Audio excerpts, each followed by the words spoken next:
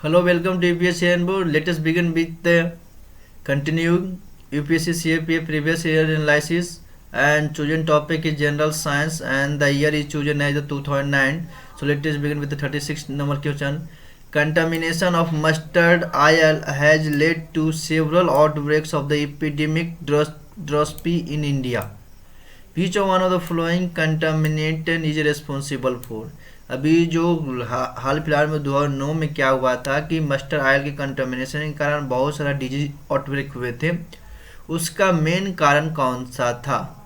तो कौन सा प्रकार का ऑयल था? तो ऑटोमोबाइल ऑयल का कंटामिनेशन नहीं हुआ था, लिंसेड ऑयल भी नहीं होता, एग्रीमोन ऑयल के कारण हुआ था। किसके कारण हुआ था? एग्रीमोन ऑयल के कारण। रैपसीड ऑयल भी नहीं था। तो आंसर क्या जाएगा 36 का? तो C. Next question 37। A farmer sows a beans in his fields after harvesting a crop of wheat, which one of the following agriculture practices is to be following.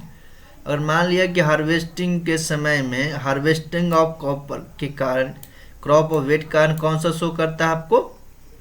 मान लीजिए कि आप गेहूं की खेती हो रहा है, गेहूं की खेती जैसे ही कटा उसके बाद हम लोग बीन का पौधा लगा दिए। तो बीन को पौधा लगाने के कल कौन सा प्रकार के पौधा? तो हम लोग इसको कहते हैं क्रॉप रोटेशन। क्या होता है? एक क्रॉप के बाद दूसरा क्रॉप को गुजारना ही क्या कहलाता है? Crop rotation. लेकिन एक ही समय आप एक ही फील्ड में बहुत मल्टीपल क्रॉप उगाएंगे तो मल्टीपल क्रॉपिंग कहलाएगा। तो आपको 37 का क्या हो गया? आपको B. Next question, aquatic animals breathe must faster than terrestrial animals because. पिछला क्वेश्चन दिया गया कि एक्वेटिक एनिमल ज़्यादा फास्ट ब्रीथिंग करते हैं देन टेरेस्ट्रियल एनिमल्स से। तो इसका कारण जो मेनली है कि जो लो अमाउंट ऑफ डिजोल ऑक्सीजन पाया जाता है किसमें? वाटर में, जिसके कारण वो बहुत ज़्यादा जल्दी फास्ट करते हैं। तो आंसर क्या हो जाएगा 38 का? ए। नेक्स्ट क्वेश्चन है, which of the following is not true about giant panda के बारे में कौन सा स्टेटमेंट गलत है? It is a logo of the world wild fund of nature. ये है था। Giant pandas are naturally found in the Tibet and south east Asia's. Cat pandas are the most invasive species in the world. Yes, Cat pandas feeds on the bamboo. These statements are incorrect. So asking or incorrect. So answer is क्या होगा आपको? D. Next question 40 है, which one of the following statements is not correct about the flavor saver tomatoes? जो statement गलत. It is genetically engineered. Yes. Its ripening process is slow. So this statement is also correct. The fruit cannot be left on the plant for long period. So this statement is incorrect because इसका इसीलिए design किया है ताकि हम लोग plant पर long period के लिए छोड़ सके। Okay, they have increase yield and better flavour. Yes, so answer क्या हो जाए आपको? नॉट करेक्ट होगा। सो आंसर क्या हो जाए आपको? C. Next question 42, which one of the following chemicals is an artificial sweeteners prescribe to diabetic person. Diabetic person के लिए आर्टिफिशियल स्वीटनर कौन सा प्रिस्क्राइब किया जाता है? तो उसका नाम है एस्प्राटेम। सो आंसर क्या होगा आपको? ए। नेक्स्ट क्वेश्चन है, villager in the some parts of India use the water extract of ash obtained by burning banana plant as a substitute of soda. Soda के जगह पर हम लोग बनाना प्लांट को जला करके ऐश निकालते हैं। Which one of the following is the major active component in extract? इसमें कौन सा मात्रा पाया जाता? तो मात्रा पाया जाता आपको पोटेशियम कार्बोनेट। क्या क्या पाया जाता आपको? Potassium carbonate.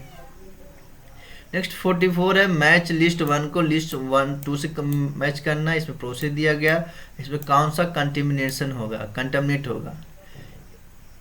Aeration followed by filtration. Aeration को बाद में किसके द्वारा फॉलो किया जाएगा? तो फिल्ट्रेशन के द्वारा फॉलो किया जाएगा। तो ये जो प्रोसेस होता है इसमें हम लोग आयरन को रिमूव करते हैं। कौन सा रिमूव करते हैं? आयरन को। Reverse osmosis. रिवर्स ऑस्मोसिस में हम लोग क्या करते हैं? तो एक्सेसिव साल्ट्स है उसको क्या करते हैं? हटाते हैं। तो आंसर क्या हो जाएगा? बी का 3। Filtration technique through activated carbon के लिए हम लोग कलर यूज करते हटाते हैं। और ट्रीटमेंट ऑफ अल्ट्रावायलेट रेड्स किसके लिए? माइक्रोऑर्गेनिज्म को कम हटाने के लिए किया जाता है। देखिए, अल्ट्रावायलेट से हम लोग माइक्रोऑर्गेनिज्म हटाएंगे, एक्टिवेटेड कार्बन से कलर को हम रिमूव कर सकते हैं, रिवर्स ऑस्मोसिस की मदद से हम लोग एक्सेस साल्ट खत्म कर सकते हैं, आयरेशन फॉलोड बाय फिल्ट्रेशन के तहत हम लोग आयरन को रिमूव कर सकते हैं। तो अगर मैच कीजिएगा तो आंसर क्या हो जाएगा? 3 4 1 2। सो आंसर आपको क्या हो जाएगा? सी। नेक्स्ट क्वेश्चन, इन सब parts of India consumption of underground water causes more cartilage, teeth and bone damage. Which one of the following responsible for the malady? अगर बोन डैमेज वगैरह होता है तो इसका कारण रिस्पॉन्सिबल होता है आपको, अगर टीथ वगैरह तो फ्लोराइड आयन के लिए होता है। तो आंसर क्या हो जाएगा आपको ए। नेक्स्ट क्वेश्चन 46 है, sometimes the consumption of local made alcoholic beverage may cause blindness और इवन डेथ। अगर लोकल जो मेड होता है अल्कोहल को लोग कंज्यूम करते हैं तो इसके कारण क्या होता है, ब्लाइंडनेस की समस्या होती है और ज़्यादा डेथ भी हो सकती है। This may be because of the contamination of the beverage. इसमें किसकी मात्रा को मिलाया जाता है? तो इसका आंसर है आपको मेथिल अल्कोहल। किसको मिलाया जाता है? तो methyl alcohol. 47 which one of the following lenses would you prefer to use the while reading very small letter printed on label. अगर छोटा अक्षर को देखना होता प्रिंटेड को, तो आप कौन सा लेंस यूज करेंगे? तो यूज करेंगे आपको concave lens of the large focal length. किसका लेंथ क्या होना चाहिए आपको? Large focal length. तो आंसर क्या होगा ये। अगर नज़दीक की बात करेंगे तो कॉन्वेक्स लेंस यूज करेंगे। किसका? Convex lens. लेकिन दूर की बात करेंगे तो concave lens. Next question, the explanation of why we get thrown back with jerk when the stationary bus we are sitting in the start moving given. अगर मान लिया कि हम लोग बस पर बैठे हुए हैं और तो हमें अगर अचानक ब्रेक लगता है तो हमको जर्क महसूस होता है, किस कारण होता है? Zeroth law of gravity, Newton's first law, second law and third law. तो न्यूटन्स फर्स्ट लॉ में बोलता है जो वस्तु स्थिर है वो स्थिर रहना चाहता है, जो मूव करना चाहता है वो मूव ही करना चाहता है। अगर अचानक कहीं लग गया ब्रेक रुक तो वो क्या हो, आगे की ओर झुक जाएगा। तो इसका आंसर क्या होगा? Newton first law. Next 49 question है, which among the following is not true about the swadeshi movement. Swadeshi movement के बारे में कौन सा स्टेटमेंट गलत? ये आपका हिस्ट्री का क्वेश्चन है, तो सो आपको ये छोड़ देना है आपको। ओके, नेक्स्ट क्वेश्चन है आपको स्टेटमेंट 1 स्टेटमेंट 2 सेशन क्वेश्चन है।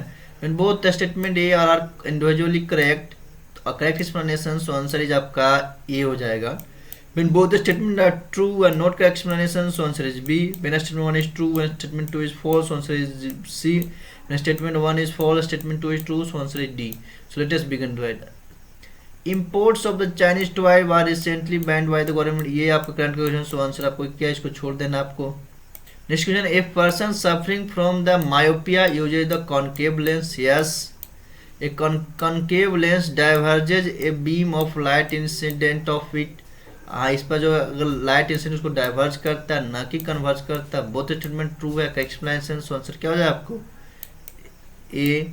नेक्स्ट क्वेश्चन है 125, nitrogen gas is used to provide inert atmosphere in the chemical reaction. Yes, nitrogen gas has a very little chemical reactivity at ordinary temperature. Yes, so इसी कारण जो packaging होता है food packaging, उसमें nitrogen gas को डाला जाता है। Both statement correct statement, so answer क्या हो जाए आपको ए।